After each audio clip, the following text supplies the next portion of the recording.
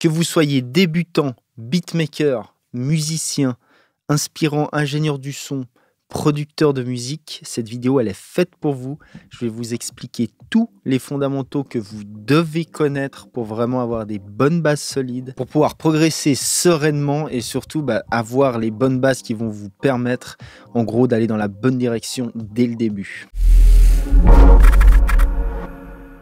Ok, j'espère que vous allez tous bien. Igor Chevalier de Strobe Studio. Je suis professionnel dans le milieu des studios en tant que mixage et mastering engineer depuis 15 ans maintenant.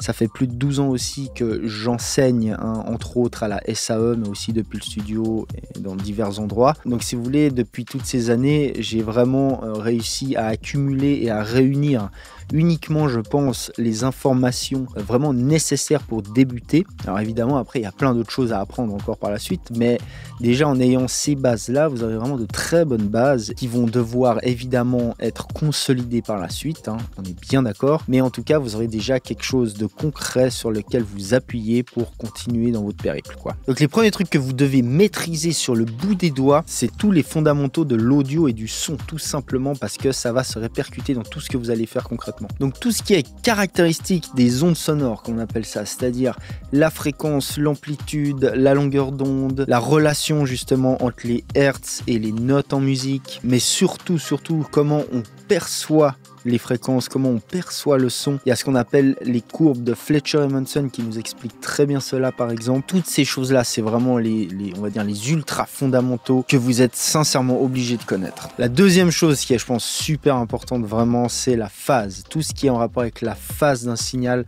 vraiment de comprendre ça en profondeur, ça pourra que être bénéfique parce que concrètement, tout ce que vous allez faire dans le son, globalement, peu importe le domaine, ça va d'une manière ou d'une autre jouer sur la phase des signaux. C'est-à-dire par exemple quand on mélange des sources, quand on mixe des signaux, du moment qu'on mélange quelconque signaux ensemble, vous allez avoir des relations de phase et de tout de suite comprendre dès le début quelles seront les répercussions, on va dire, de ces différents phénomènes de phase sur le résultat, sur ce que vous entendez, sur le résultat de votre mix, de votre prod, etc.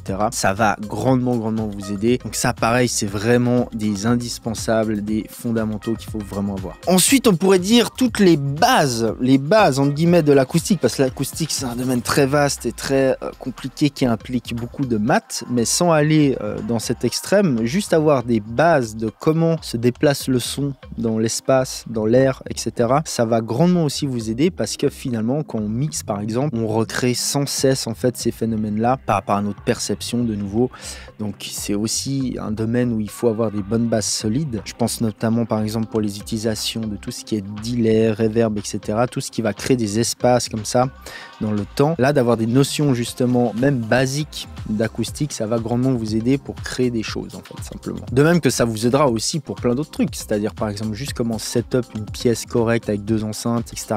Donc toutes les bases pour avoir une écoute un minimum correcte, ça sera aussi utile évidemment pour ce genre de choses. Donc j'ai créé une formation exprès pour les débutants qui couvre tous ces sujets que je viens de vous mentionner. Si cette formation vous intéresse ou vous voulez simplement aller checker le programme, etc., vous pouvez aller faire un tour sur www.strobestudio.school. Vous allez dans l'onglet formation et là vous allez trouver ma formation qui s'appelle Audio Basique. Évidemment, je vous mets aussi les liens dans la description. Ensuite, ce que vous devez aussi connaître, c'est tout ce qui est signal flow. Quand je dis signal flow, je veux dire par là le chemin du signal, si on traduisait, ce qui voudrait dire, par exemple, qu'on enregistre, par quoi passe concrètement votre signal, quels sont les éléments dont vous allez avoir besoin pour faire un enregistrement, par exemple, quel est aussi, par exemple, le signal flow en lecture, quand on écoute quelque chose depuis un DAW, depuis un software, qu'est-ce qui se passe concrètement? Par quoi passe mon signal concrètement? C'est aussi des choses élémentaires à connaître à mon sens, et aussi surtout le signal flow dans les DAW directement, c'est-à-dire en interne, en numérique, par quoi passe votre signal. De comprendre exactement le signal flow d'un DAW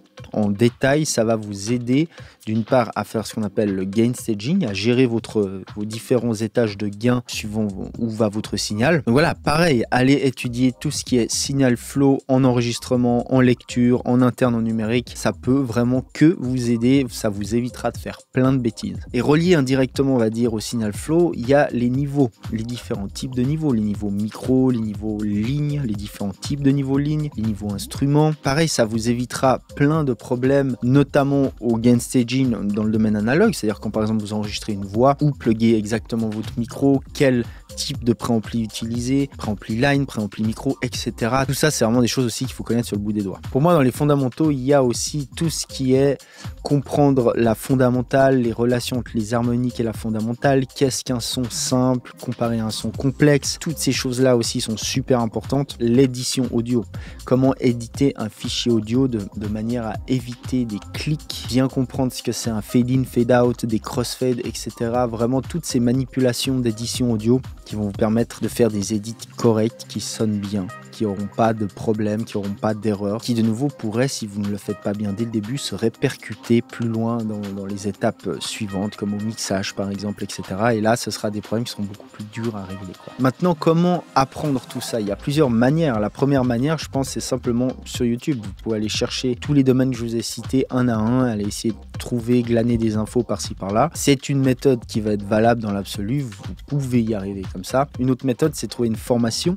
Ça tombe bien parce que justement, j'ai une formation exprès pour les débutants qui couvre tous ces sujets-là de fond en comble. Alors le désavantage par rapport à YouTube qui est gratuit, c'est évidemment que vous allez devoir payer un prix, mais ce prix, si vous voulez, va être très bénéfique dans le sens où déjà toutes les infos que vous aurez, en tout cas dans ma formation, c'est des infos qui sont correctes, qui sont viables et surtout c'est toutes les infos réunies en un seul endroit dont vous avez besoin, sans infos inutiles, entre guillemets. Et ça va vous faire gagner un temps énorme parce que si vous cherchez les choses sur YouTube gratuitement, vous allez trouver des bonnes infos, mais vous allez aussi trouver malheureusement des infos qui sont fausses ou mal expliquées ou qui vont être dures à interpréter suivant le contexte, etc.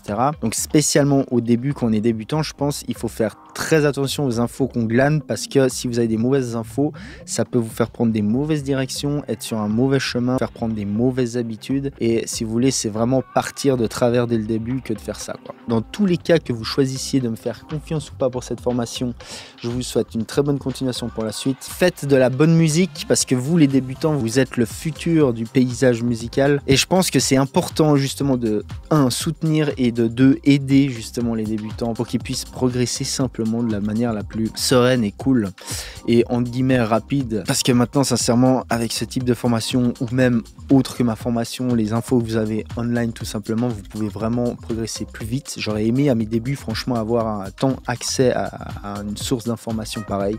Donc voilà, sur ce les gens, je vous dis à tout bientôt pour une nouvelle vidéo. Ciao.